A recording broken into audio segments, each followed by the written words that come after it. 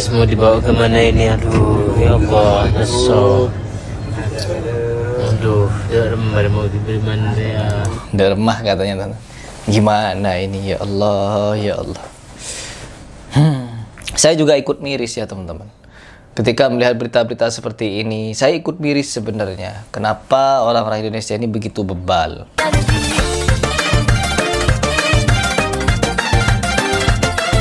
Mengaku bermazhab kepada Imam Asy-Syafi'i. Imam Syafi'i loh tidak pernah merayakan maulid. Itu Imam Asy-Syafi'i tidak pernah merayakan maulid Nabi. Apa kita mau menyatakan Imam Asy-Syafi'i tidak cinta kepada Nabi Muhammad? Begitu teganya kalian ingin menyatakan orang tidak maulid dan tidak cinta Nabi. Bagaimana dengan Imam Asy-Syafi'i?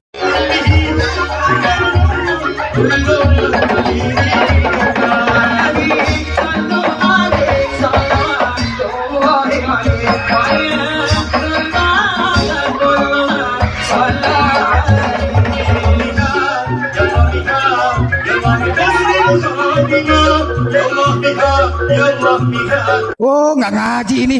Celeng berarti Wahabi mereka. Wahabi mereka.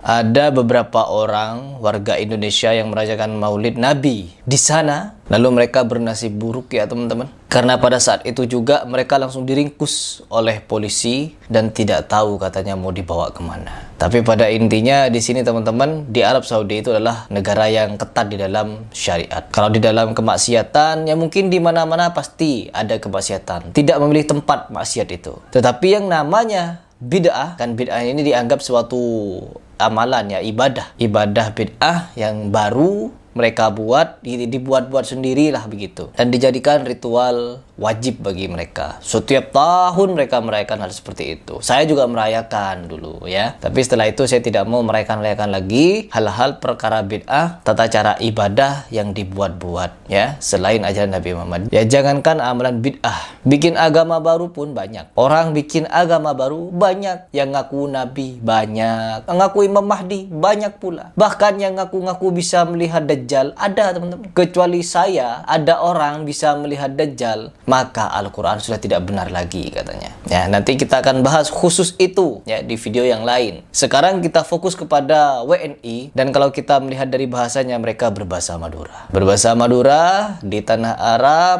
melakukan amalia bid'ah, ditangkap polisi. Coba kita simak dulu seperti apa videonya, lalu kita berikan tanggapan. Oke, ini dia ya. Gara-gara gelar Maulid Nabi, WNI asal Indonesia diringkus polisi. Teman-teman yang ada di Arab Saudi tetap berhati-hati kalau mau menggelar Maulid Nabi ya, karena amaliyah bid'ah itu akan mematikan sunnah ya teman-teman. Amaliyah bid'ah akan mematikan sunnah. Kalau di sana kan menjaga bid'ah itu agar tidak ada di sana, tapi orang Indonesia malah membawanya ke sana. Lanjut dulu. Diringkus polisi ya. Sabar katanya.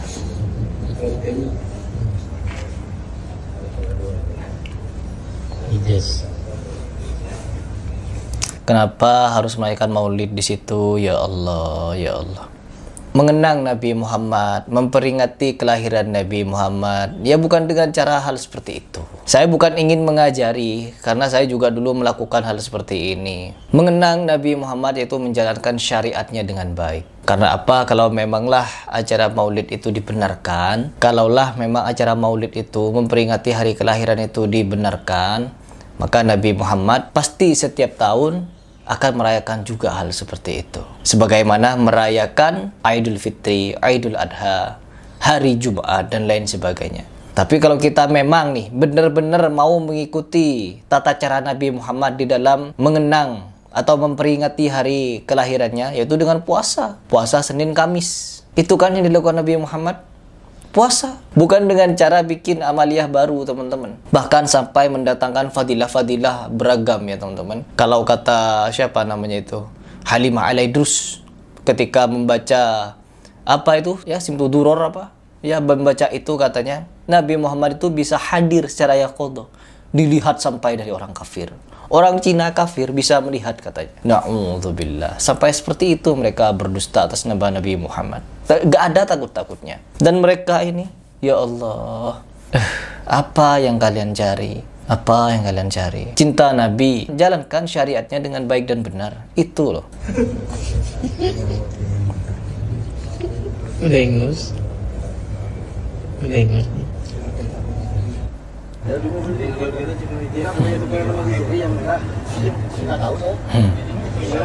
Ijaznya belas ya. Sebelah ini.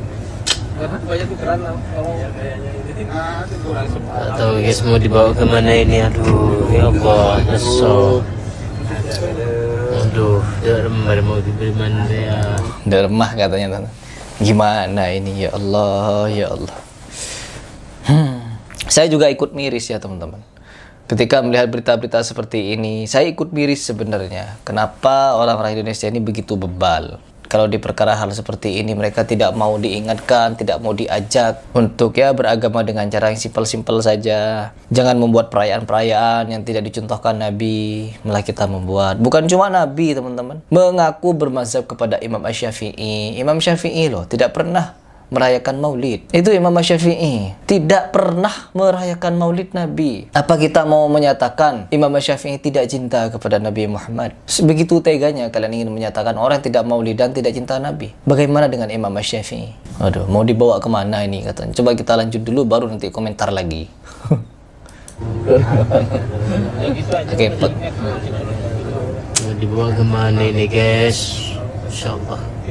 Yes.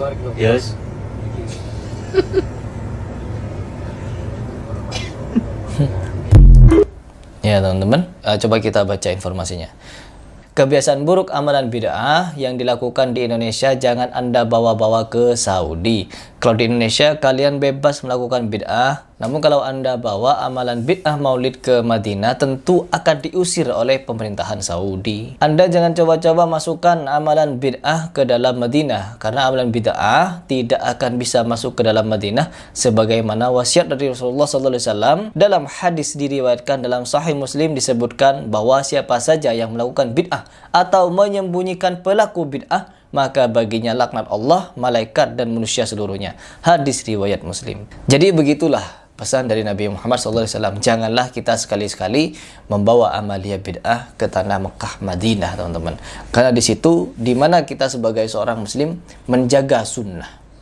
Ya, ada istilah orang yang menjaga sunnah akan mematikan bid'ah. Dan sebaliknya, orang yang menghidupkan bid'ah akan mematikan sunnah. Jadi ada teguran tegas, ada peringatan tegas dari Rasulullah SAW tentang bid'ah ini. Bahkan dari para ulama pun begitu. Makanya di tanah Mekah Madinah itu sangat dijaga dari perkara-perkara hal seperti ini. Kalau kita sebagai Muslim lalu menganggap ini sebagai hal yang biasa-biasa saja, maka di mana-mana kita akan membiasakan diri dengan hal-hal seperti ini. Jangan teman-teman. Saya kalau tidak ada niat untuk mencari kebenaran mengenai amaliyah bid'ah ini, maka sampai kapanpun saya tidak akan tahu. Tapi karena saya ingin mencari tahu dan akhirnya tahu dan mencoba untuk membuka hati dari perkara hal ini, ya ternyata benar, resiko. Jadi marilah kita berbenah diri, berusaha untuk mendekatkan diri kepada Allah ya dengan cara-cara yang telah disempurnakan oleh Allah. Ya, bagaimana Islam itu sempurna? Yaitu kembali kepada Al-Quran dan As-Sunnah. Apapun yang tidak sesuai dengan ajaran Al-Quran dan As-Sunnah, apalagi memang tidak ada sama sekali, tinggalkan saja. Tinggalkan saja. Begitu dari saya.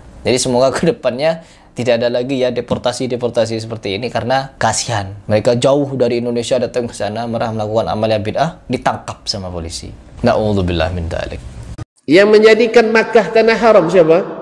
Nabi Ibrahim lah. Di Sahih Bukhari, Inna Ibrahim harrama Makkah. Ibrahim tentu saja atas izin Allah telah menjadikan Makkah sebagai tanah haram. Wa inni haramtul Madinah kama harrama Ibrahim, dan saya menjadikan Madinah sebagai tanah haram seperti Nabi Ibrahim mengharamkan tanah Mekah. Maka Nabi katakan, ma baina airin wa thawrin haram. Antara bukit Thawr dan bukit Air itu adalah tanah haram. Man ahdatsa fihi hadatsan, siapa yang mengada-ngada sesuatu fitnah di dalam agama dari Madinah, fa'alaihi la'natullah, maka dia dilaknat oleh Allah, wal malaikah, dan seluruh malaikat, wan nasi ajma'in, dan seluruh manusia. Oleh sebab itu orang-orang Madinah sampai hari kiamat dijaga Allah Subhanahu wa taala dengan apa? Tidak adanya orang-orang yang eksis bila mengada-ngada agama di kota Madinah. Sampai Dajjal sendiri yang fitnahnya luar biasa tak boleh masuk Madinah karena dijaga oleh para malaikat. Tapi orang munafik ada. Orang munafik kan sembunyi dia.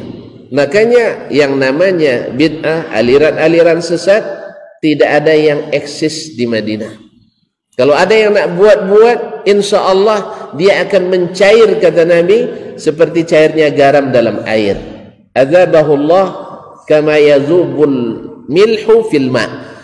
Akan Allah cairkan dia seperti cairnya garam di dalam air, tidak ada eksis. Makanya golongan sesat tidak ada yang lahir asli di Madinah.